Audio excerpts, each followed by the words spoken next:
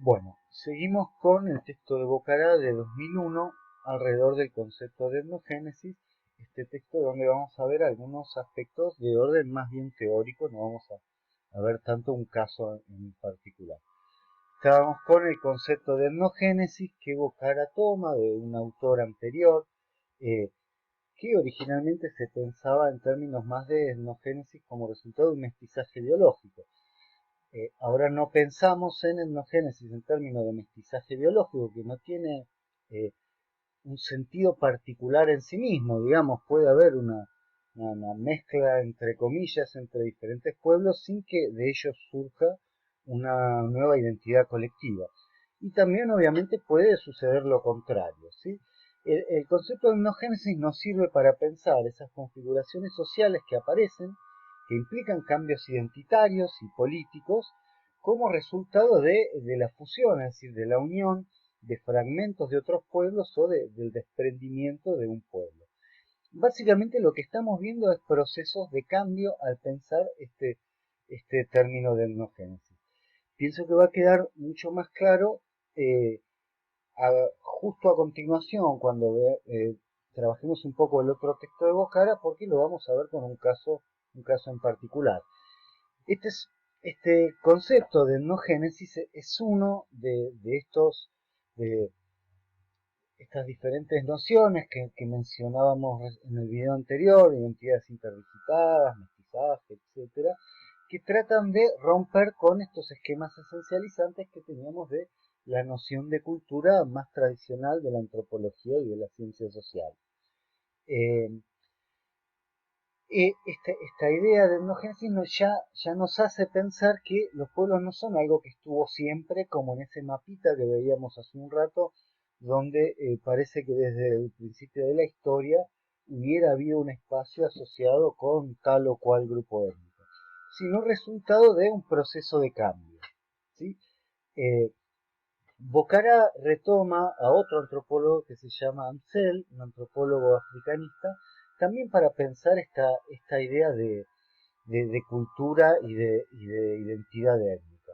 ¿No? Amsel lo que dice un poco es que estos pueblos africanos que la etnología tradicional había clasificado, bueno, con distintos nombres étnicos, eh, en realidad presentaban empíricamente un panorama mucho más complejo, donde cada persona era parte en realidad de distintas identidades. Se habla de cadenas de sociedades, ¿no? Y donde los mismos individuos, según su pertenencia simultánea a distintos grupos, simultánea o sucesiva, iba manipulando esas identidades en función de cómo se movía dentro de diferentes contextos. Esto puede sonar muy abstracto, esta idea que se estoy describiendo, que es la de cadena de sociedades, pero si piensa cada uno en sí mismo, se puede encontrar que tiene así como una identidad nacional, como argentino, quizás tenga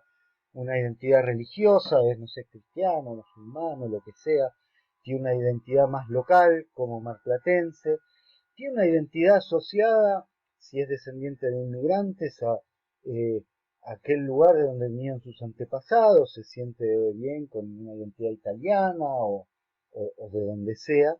Eh, bueno, esto que desde la concepción del Estado-Nación nosotros tendemos a subordinar todas esas identidades que nos atraviesan a una sola y a pensar a otras sociedades en función de ese molde, lo que observa Amsel es que en estas sociedades africanas, antes de la conquista no está tan claro. Las personas forman parte de distintas cadenas de sociedades. ¿Sí?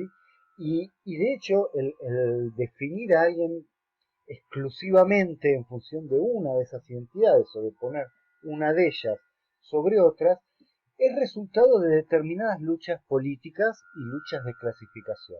Es decir, cuando veamos estos procesos de etnogénesis, vamos a pensar también en luchas de clasificación. Estas identidades no son algo dado, algo objetivo, algo como puede ser el resultado del estudio, no sé, de un estudio botánico, eh, sino que lo que vamos a ver es procesos donde estas identidades están en movimiento y se van construyendo como parte de luchas, de clasificación y de comercios de identidad, que es otra noción que pone Amsel para dar cuenta de este carácter fluido de las identidades. El otro concepto que va a trabajar en este texto Bocara es el de frontera, y que tiene que ver con esta idea que les mencionaba en el video anterior, de que hay que pensar las categorías que usamos para observar la historia, porque estas categorías no son obviamente inocentes, sino que tienen una historia determinada, y fueron creadas en un momento determinado. Esto que después, cuando veamos el texto de Nacusi, lo vamos a ver con relación a otra cosa, aparece, por ejemplo, en el uso del término frontera, que hasta no hace tantos años los investigadores por ahí usaban de manera crítica. Bueno, ¿qué es una frontera? Es un límite, de un lado están unos, del otro lado están los otros. ¿Sí? Ese sería el uso acrítico de las fuentes coloniales. Ahora bien, esta frontera, si uno mira un poco tanto la fuente como la historiografía colonial, no es cualquier límite entre sociedades, sino que estas fuentes refieren como frontera a determinados espacios a partir de los cuales se relacionan con otras. Básicamente, las fronteras del mundo colonial son las fronteras con los pueblos que los españoles consideraban salvajes o bárbaros. ¿Sí? Ahora bien, estos pueblos eran diferentes entre sí, estaban en espacios completamente diferentes, en la misma noción de frontera la que los unifica como tales.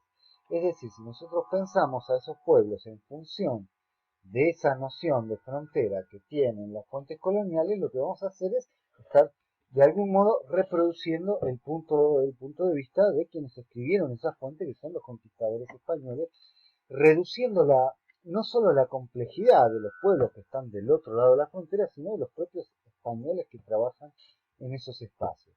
En ese sentido, dice Bocara, la noción de frontera funciona como un dispositivo que ya vamos a ver un poco más adelante, a qué nos referimos con eso, de alterización, de reificación y de etnificación. ¿A qué nos referimos con dispositivo de alterización? A que el otro, es decir, este pueblo indígena con el cual se encuentran los españoles, es construido como tal en función de esa fuente. Estos pueblos no son salvajes en sí mismos, son salvajes en tanto son construidos como salvajes.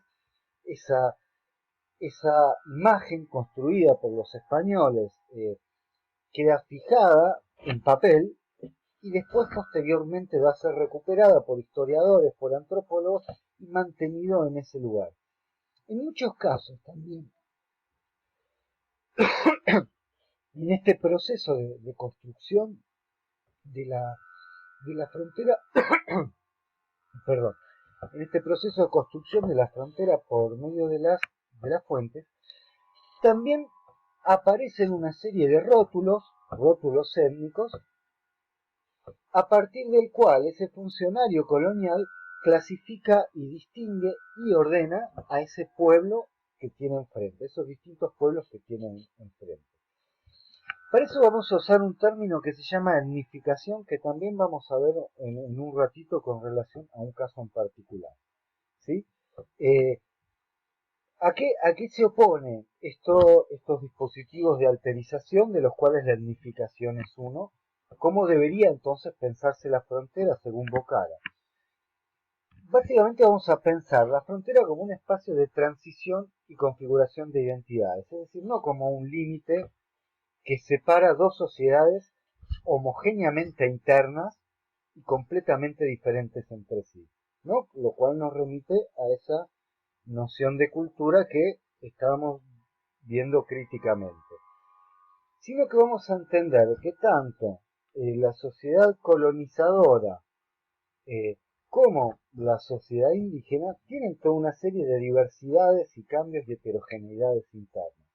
Y la frontera, digamos, ese gran espacio social en el cual estas dos sociedades entran en interacción, es un espacio que también contribuye a configurar las identidades de ambos grupos.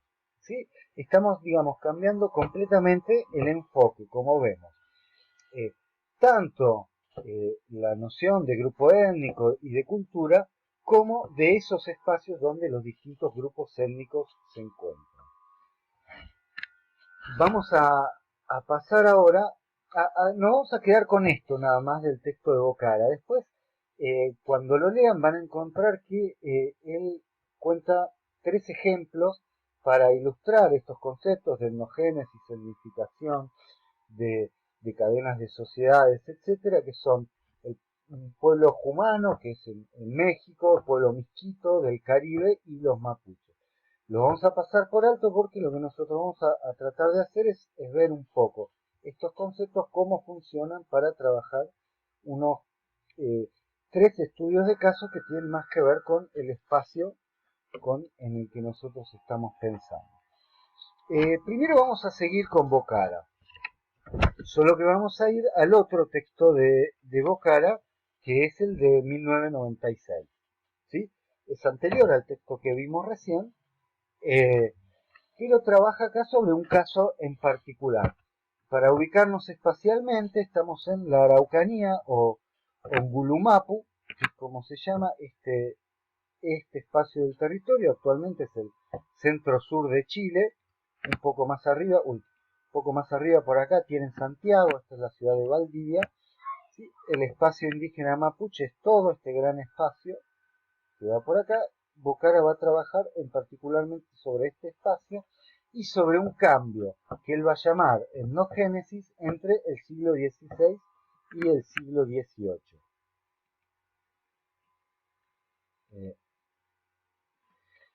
En este texto, Bocara va a trabajar 2 problemas: la emergencia de la identidad mapuche y la evolución de formas de dominación, que como vamos a ver, son 2 cuestiones que están bastante relacionadas entre sí, al menos en su enfoque.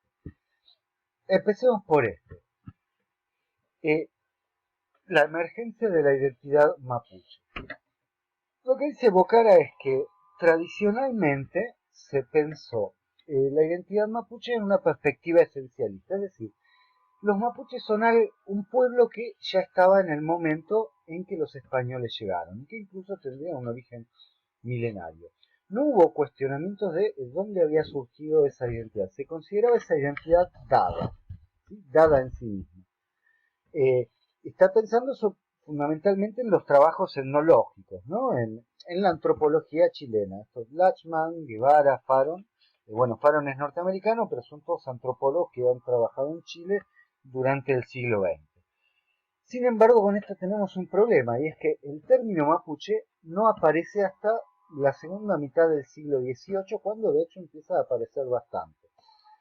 Es decir, durante los casi 2 siglos de interacción entre españoles y este pueblo indígena, no aparece ninguna referencia, por lo menos que haya sido registrada en las fuentes, de que hubiera un pueblo mapuche en ese lugar. Sin embargo, en un momento determinado, esa expresión mapuche aparece permanentemente.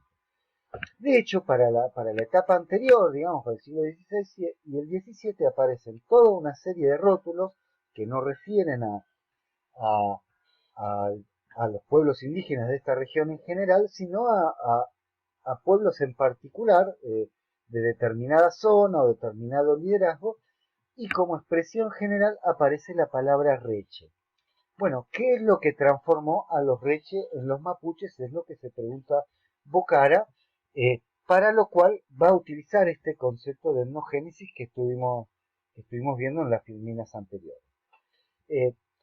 Para explicar esto, a lo cual ahora vamos a volver, vamos a pasar un poquito al otro problema que Bocara se propone explicar en este artículo, que es la evolución de las formas de dominación, que está planteado en el artículo como una polémica, una discusión con una escuela historiográfica chilena que se llama Estudios Fronterizos, y en particular con uno de sus principales exponentes, que es Sergio Villalobos.